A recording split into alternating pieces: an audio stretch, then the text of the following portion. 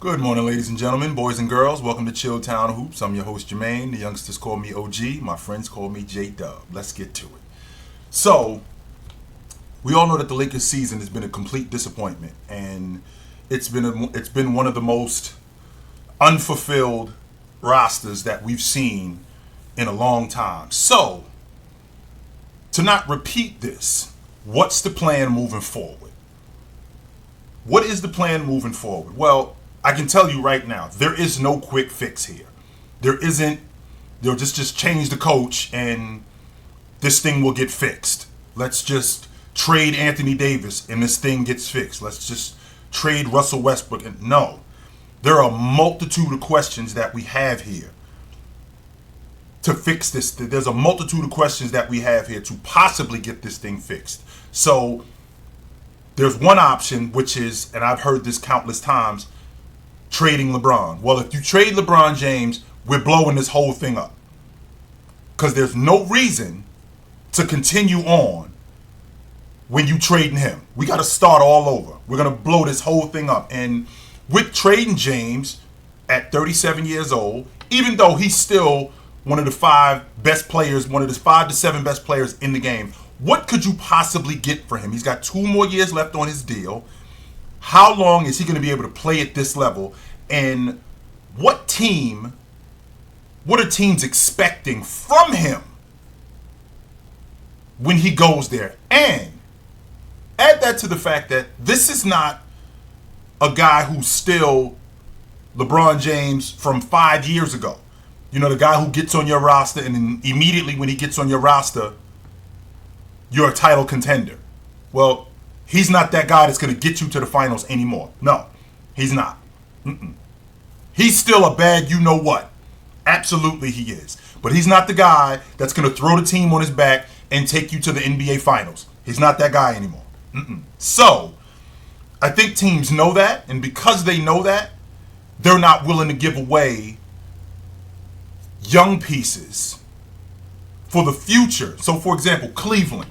I don't think Cleveland is willing to part with any of their young pieces. Because does James push them over the top and make them a championship contender? Well, they already are that good. They already are a playoff team.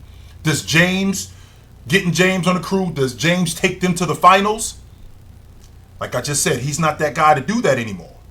And am I willing to give up my young pieces? And just so you know, these are not just good players.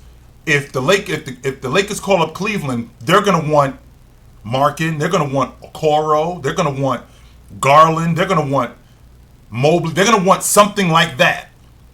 And there's no way Cleveland is agreeing to that. No. So if you're moving off of James, that means you're going to have to blow your unit up in Los Angeles. We're starting all over. So if we're starting over, then that means that we got to move on from Anthony Davis too. So what's the market for Anthony Davis? Who makes sense for Anthony Davis? The Chicago Bulls make sense. I don't think. But before we go into the teams that actually make sense, who doesn't make sense? Well, Brooklyn, they're not trading for him. Boston is not trading for him. Those are just teams. Those are just a few teams, to name a few, that are not trading for Anthony Davis, right? So Boston is a team that's not interested. But a team like Chicago would be interested. I think that they would move off of Vooch for Anthony Davis. Now, you know what you're getting when you trade for a guy like Anthony Davis. You're getting a supreme talent, but you're getting somebody who's vulnerable to break down. So essentially what you're selling me is you're selling me this beautiful Rolls Royce, but the engine's bad. And I know that.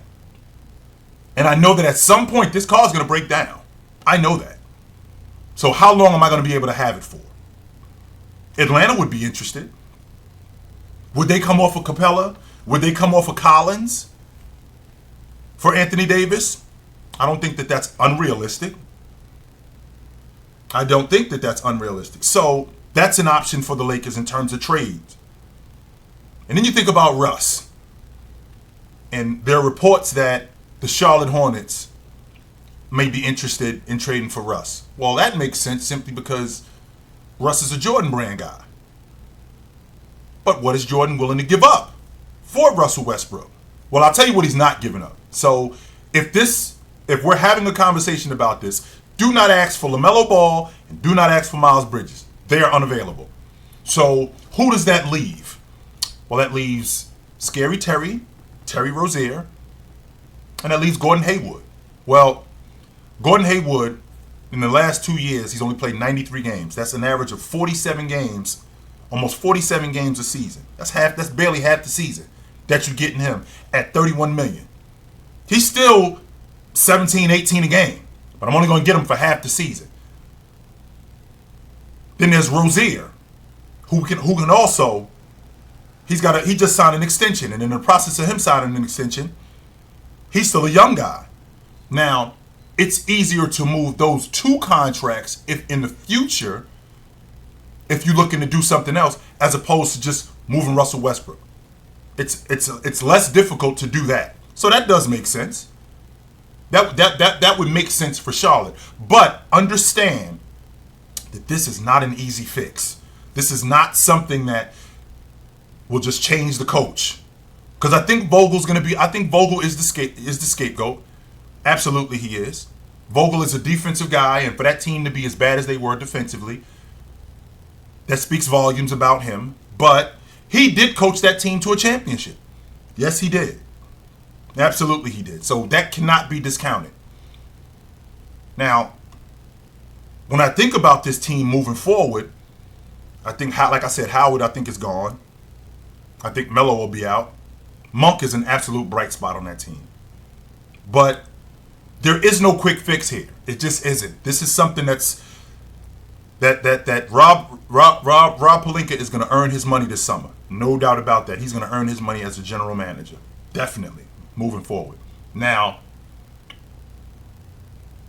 speaking of earning their money, when I think about guys moving forward in terms of the postseason awards, we've definitely had guys earn their money. So, I'll start the conversation with the league MVP. I think the league MVP is Giannis.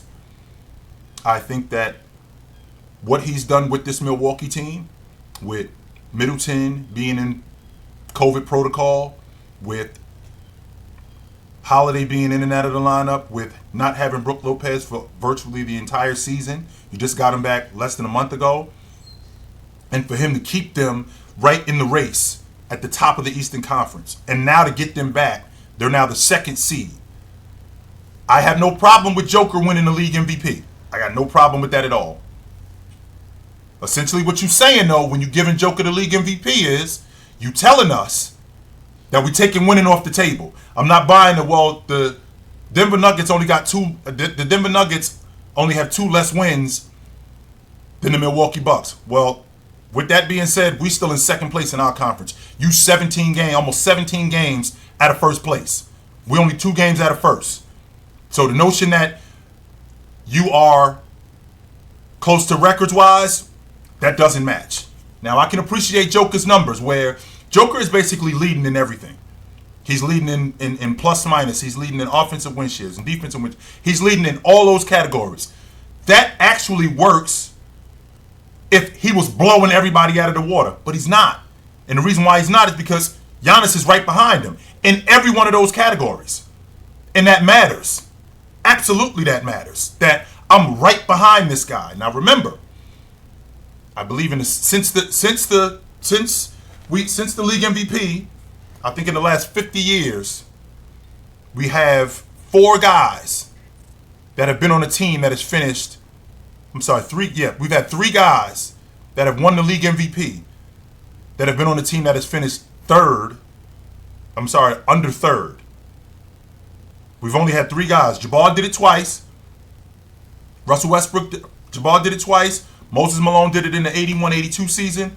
And Russell Westbrook did it in the 16-17 season. So if we're doing this with Joker, so we're talking basically once every 15 years that this is happening. But this has to be the theme going forward, man, because this isn't unprecedented. Because like when Jabbar did it, there was nobody close. It's not like Joker is blowing everybody out of the water. He's not. Giannis is right behind him in all of these categories. Embiid is leading the league in scoring. He's one of the best defensive players in the game. There has to be a separator here.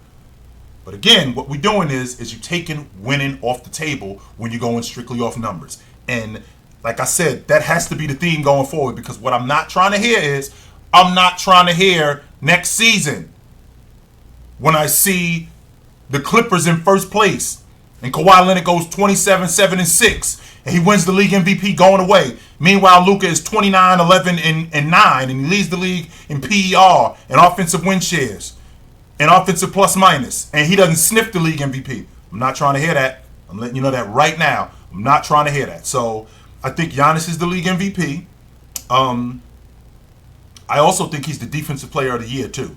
The way he's got a higher, his defensive rating isn't as high, but overall, like I said, he's right behind Joker in defensive rating, right behind him.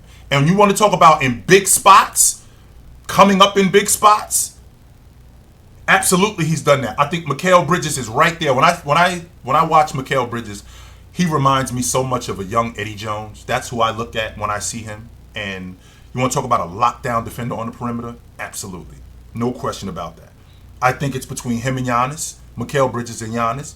I can appreciate Bam Adebayo, but I think that Bam Adebayo, he's a product, as good as a defender as he is, and I think he's an elite defender, he's also a product of that Miami Heat team having a great defensive team. That illuminates how good of a defensive player that I am. But it could also hide it too. It could hide my deficiencies defensively when I'm on a great defensive team. So the defensive player of the year, I think it's Giannis. I think he's the league MVP. I think the sixth man of the year, I think that's a wash. I think that that's Tyler Hero. I don't think that that's close. I think the most improved player, I think that's close, man. I look at DeJounte Murray as my guy, and I think Darius Garland is literally right there next to him. Right next to him. Miles Bridges is having a great season. Great season. I think DeJounte Murray edges him, though. I think DeJounte Murray edges both of those guys by pinches, right?